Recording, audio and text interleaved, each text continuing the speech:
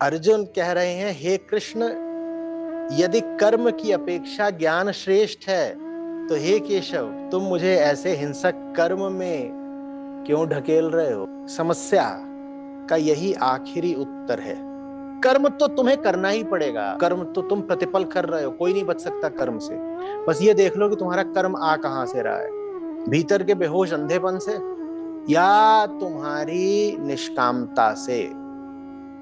जहाँ पे हम मुक्ति की और सेल्फ रियलाइजेशन की बात कर रहे होते हैं, वहीं पे जब हम पूजा पाठ या जो भी अपना नित्य कर्म करते हैं या यज्ञ आदि जो भी हर कोई अपने अपने तरीक़ों से उस रास्ते की तरफ मतलब वो जा सकता है कि नहीं, या वो पूजा पाठ की जो प्रक्रिया है वो कहीं पे हमें हेल्प करती है कि नहीं? नहीं, देखिए, भूलना नहीं है कि आपकी परेशानी आपकी सब गतिविधियों के केंद्र में होनी चाहिए। ठीक है, मैं अगर परेशान हूं तो मुझे हक ही नहीं है कुछ भी इधर उधर का करने का। मेरा पहला दायित्व तो मैं पूछूं कि मैं जो कुछ भी करने जा रहा हूं उससे मेरी परेशानी मिटेगी या नहीं मिटेगी। क्यों? क्योंकि मेरा पहला कर्तव्य है स्वधर्म में जीना, मेरा पहला कर्तव्य है स्वभाव में जीना। ठीक है, कर्तव्य माने वो चीज जो करने लायक है। तो अगर मैं परेशान हूं तो मेरे लिए करने लायक पहली चीज यही है कि अपनी परेशानी दूर करूं। मैं कुछ भी और करने लग गया अपनी परेशानी साथ में लिए लिए तो ये गलत होगा, ये अधर्म है, ये अकर्तव्य है। समझ में आ रही बात? तो आप जो भी कुछ करते हो, पूजा पाठ, तप, यज्ञ इत्यादि, आप पूछ लीजिए कि इससे आपकी परेशानी कैसे मिट रही है, और साफ सवाल। ठीक है, मैं ये नहीं कह रहा कि आप कुछ माने, ना ये कह रहा हूं कि कुछ ना माने, पर पूछिए जरूर कि ये मुझे जो कुछ भी करने को कह रहे हो, इसका मेरी जो सीधी सीधी समस्याएं उनसे ताल्लुक क्या है। मालूम है आप ये सवाल क्यों नहीं पूछ पाते? आप ये सवाल इसलिए नहीं पूछ पाते क्योंकि आपने कभी खुद से ही स्वीकार नहीं किया कि आपकी असली समस्या क्या है। पहले खुद तो स्वीकार करिए ना कि मेरी असली समस्या ये है। मान लिया एक बार मैंने साफ साफ ऐसे ऐसे उंगली रख के पिन पॉइंट करके कि ये मेरी असली समस्या है। अब मैं इधर उधर कुछ कर रहा हूं तो अब मैं एक साफ सवाल रख सकता हूं। क्या साफ सवाल? कि ये मैं जो भी कुछ कर रहा हूं इधर उधर, इससे ये समस्या मिटेगी कि नहीं मिटेगी? ये बिल्कुल साफ सवाल होगा जिसका साफ जवाब आएगा यस और नो। इसमें आप कोई धोखाधड़ी हो नहीं सकती। ठीक, हम चाल क्या चलते हैं, हम कहते हैं मैं अपने आप को बताऊंगा ही नहीं कि मेरी साफ समस्या क्या है। तो मैं इस पूरी चीज को ऐसे कह दूंगा, मेरी ना साफ समस्या इधर है, ऐसे है, नहीं पता नहीं है मुझे, मैं साफ कह नहीं सकता, शायद ऐसा शायद। हम उस पूरी चीज को धुंध में रखेंगे, कोहरे में रखेंगे, ऐसे नेबुलस रखेंगे बिल्कुल। तो फिर क्या होगा? अभी मैंने यहां ऐसे पिन पॉइंट करने की जगह कह दिया कि मेरी पूरी समस्या इधर कहीं है। तो आप इधर कुछ कर रहे हो, अपनी कोई विधि कर रहे हो, कुछ भी कर रहे हो, अपना आध्यात्मिक कार्यक्रम, तो आप कह दोगे क्या पता इससे यहां फायदा हो, तो क्या पता मेरी समस्या यहां हो, क्या पता इससे यहां फायदा हो, यहां भी तो हो सकती है मेरी समस्या। क्योंकि आपने अभी खुद ही स्पष्टता से यह घोषणा नहीं करी है कि मेरी समस्या तो ये है। तो कोई किसी के पास आप जाएंगे, वो कहेगा देखो इस करने से ना ये फायदा होता है। आप कहेंगे हाँ बढ़िया चीज है, क्योंकि क्या पता मेरी समस्या यहीं पर हो, क्या पता यहीं पर हो, क्या पता यहीं पर हो, क्या पता यहीं पर हो। समझ में आ रही है बात? हम ऐसे हैं जैसे हमें गुप्त रोग है कोई, और हम खुद ही नहीं मानना चाहते कि है, लेकिन कुछ कुछ तो होता ही रहता है ऊपर नीचे बीच में। तो हम चले जाते हैं किसी मेडिकल मॉल में। कहां चले गए? मेडिकल मॉल में। और मल्टी स्पेशलिटी है, जहां पर ये भी हो सकता है, वो भी हो सकता है, ये भी हो सकता है, वो भी हो सकता है। और वहां घूम घूम के कूद कूद के हम कभी किडनी वाले के पास जा रहे, कभी इसके पास जा रहे, कभी उसके पास जा रहे, और मजे मार रहे हैं बिल्कुल। और बीच बीच में जाकर के वहां पे नीचे समोसा भी खा लिया और खूब मजे ले रहे हैं। और जिसके ही पास जा रहे हैं वो बोल रहा हाँ ये कर लो, ये टेस्ट करा लो, अब तुम ये कर लो। लग भी ऐसा रहा है कि कोई उद्देश्यपूर्ण जीवन है, पर्पसफुल लाइफ। अब क्या करे, एमआरआई करा रहे, अब कहा नेफ्रोलॉजी लैब में घुसे हुए हैं, अब क्या कहा, ये करा रहे, वो करा रहे, सीटी स्कैन चल रहा है, एक्सरे चल रही है, जितने तरीके के टेस्ट हो सकते हैं सब चल रहे हैं। और हर चीज में अपने आप को बता रखा है क्या पता फायदा हो ही जाता हो, कर लो, इससे हो जाए। हकीकत यह है कि तुम भली बात ही जानते हो कि तुम्हारे कहां पे खुजली है, लेकिन रूह कांपती है ये स्वीकार करने में, क्योंकि सिखा दिया गया है कि कुछ बातें बताने की नहीं होती, खुद को बताने की नहीं होती। समझ में आ रही है बात? तो खुद को ही नहीं बताएंगे, वो चले गए उसके है गुप्त रोग और जाकर के दांत दिखा रहे हो, जीभ दिखा रहे हो, ये संबंध क्या है? मुंह में कैसे?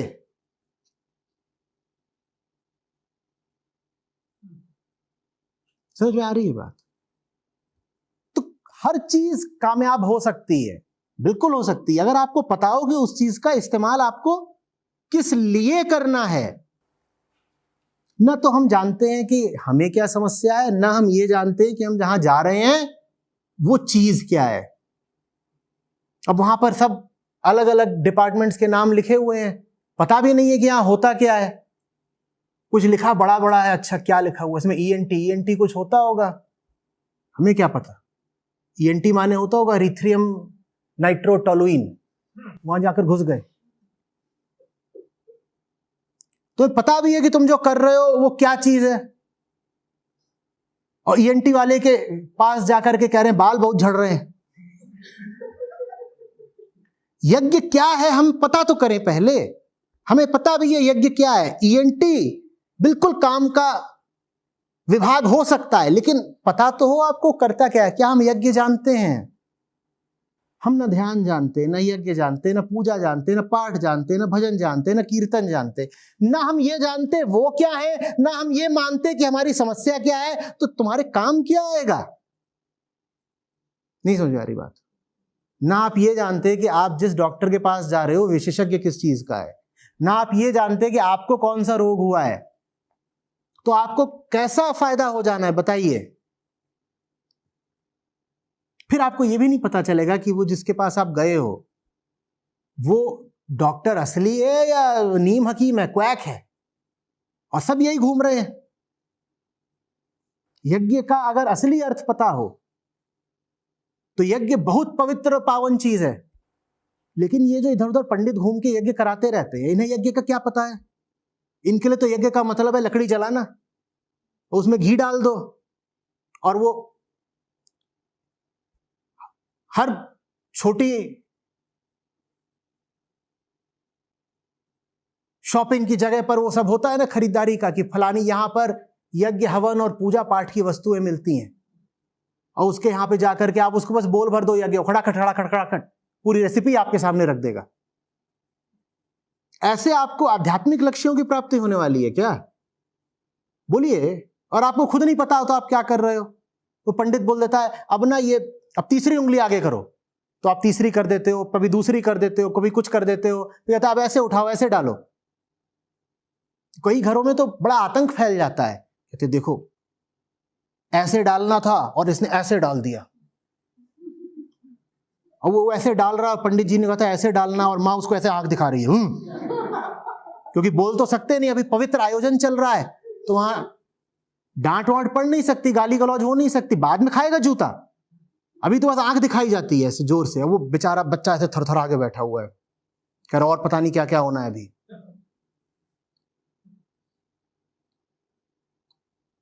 एक तो होती थी पंडितों में, मतलब तो बता दो बोल क्या रहे हो, उसे खुद ही नहीं पता। नारियल रख के बैठ गया, केला रख के बैठ गया है, सेब रख के बैठ गया है, बूंदी का लड्डू ला रहा है, करोगे क्या इसका? क्यों क्यों डाल रहे हो आग में, बताओ। यज्ञ का अगर वास्तविक अर्थ नहीं पता तो उससे लाभ कैसे पाओगे, बताओ। और कोई भी पूजा कर रहे हो, ओम जय जगदीश, अरे अरे जगत पता नहीं, जगदीश की क्या बात कर रहे हो?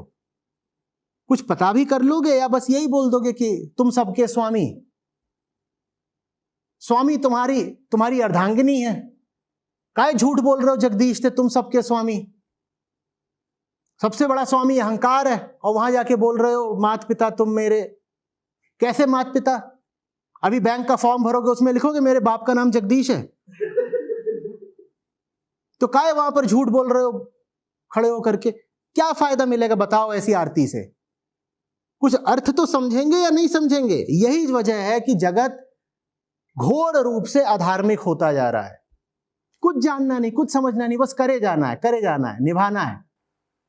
वहां अमेरिका में पंडित इंपोर्ट होते हैं, कहते भाई देखो अब मुंडन कराना है तो कोई तो आएगा ना जो मंत्र बोलेगा। कहे तुम खुद क्यों नहीं पढ़ सकते हो कौन से मंत्र हैं? या ऋषियों ने कहा था कि सबके लिए ये नहीं है मंत्र? बोलो।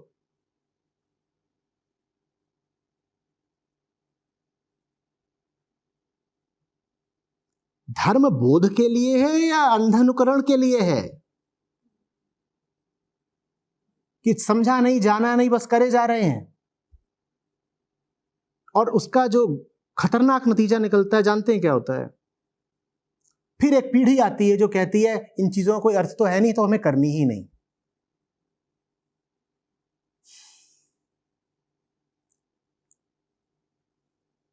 बिना जाने समझे पूजा पाठ करते करते ये स्थिति आ गई कि अब एक पीढ़ी खड़ी हो गई है जो किसी भी तरह की पूजा, कोई पाठ, कोई जप करना ही नहीं चाहती। और हम उनको दोष नहीं दे सकते क्योंकि उन्होंने अपने घर में यही देखा है, माँ बाप को, दादा दादी, नाना नानी को, कि ये बिना जाने समझे कुछ भी करते रहते हैं। बस ऐसे ही खड़े हो जाते हैं, करना है, ऐसा है वैसा है, घंटी बजा रहे हैं और साथ में इधर देख रही है कि बहू क्या कर रही है। ये करते हो नहीं करते हो? इधर घंटी बज रही है, वहां कुकर ने सीटी मार दी तो देख देख, तुम किसको बेवकूफ बना रहे हो? वहां वो छोटू खड़ा हुआ है, अब वो जिंदगी में कभी घंटी नहीं बजाएगा क्योंकि उसने देख लिया ये क्या है। एक पूरी पीढ़ी को अधार्मिक बना डाला हमने। करा है कि नहीं करा है? बोलिए ना।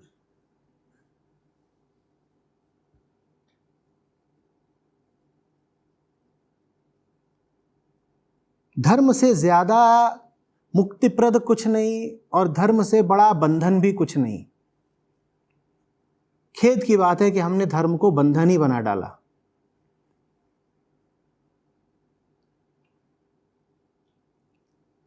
जीवन ही पूरा यज्ञ होना चाहिए। वो जो आप आहुति दे रहे हैं वो स्वयं की देनी है, और वो जो ज्वालाएं हैं सब, उनका काम है कि आपने जो कुछ आहुति में दिया हो उसको उठा के ऊपर पहुंचा देना। ये प्रतीकात्मक है। खुद को किसी ऐसी जगह झोंक दो जो तुम्हें उठा करके सीधे आसमान से मिला दे। ये है यज्ञ का वास्तविक अर्थ। समझ में आ रही है बात? नहीं, लकड़ी जलानी होती है और यज्ञ से जो धुआं निकलता है उससे हवा शुद्ध हो जाती है। कैसी बातें कर रहे हो? ऐसे इतना प्रदूषण है, तुम लकड़ी जलाओगे उससे हवा शुद्ध हो जाएगी? क्या है ये? अभी ये जब वीडियो प्रकाशित होगा देखिएगा। अरे जब तुम कुछ जानते नहीं तो इतना बोल क्यों रहे हो? जाओ पहले हमारे पुरातन विज्ञान की कुछ जानकारी लेकर के आओ। ये सब वो बता रहे हैं कि लकड़ी जलाने से हवा शुद्ध हो जाएगी। अरे तुझे आचार्य किसने बना दिया जब तू हमारी पुरानी स्वर्णिम संस्कृति के बारे में कुछ जानता ही नहीं है?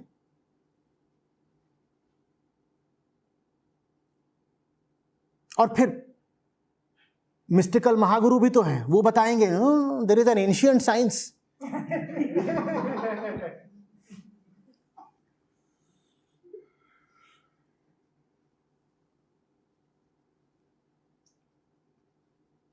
हो गया, खत्म। देखो उन्होंने बोला तो एंशिएंट साइंस है।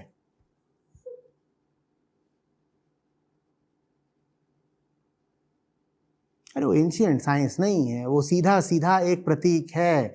भूलना नहीं है कि सारी बात किसकी हो रही है? अपनी, अहम की हो रही है। वही परेशान है, वही दुखी है, उसी से राहत चाहिए, उसी का समर्पण करने की सारी बात है। पहले मैंने तुझे वो सब कुछ दिया जो मुझे व्यर्थ ही प्रिय था। जो मुझे व्यर्थ ही प्रिय वही मेरा बंधन है। दिया स्वाहा। और अंततः मैंने स्वयं को भी दिया स्वाहा। ये यज्ञ है। ऐसे ही आगे और समझ लीजिएगा कि पूजन का, नमन का, इनका क्या अर्थ है, मूर्ति का क्या अर्थ है। ये सब जाने बिना अगर आप मंदिर जा रहे हैं तो लाभ नहीं होगा। और मंदिर बहुत लाभ की जगह हो सकती है अगर उसको रूढ़ि की जगह न बना दिया जाए।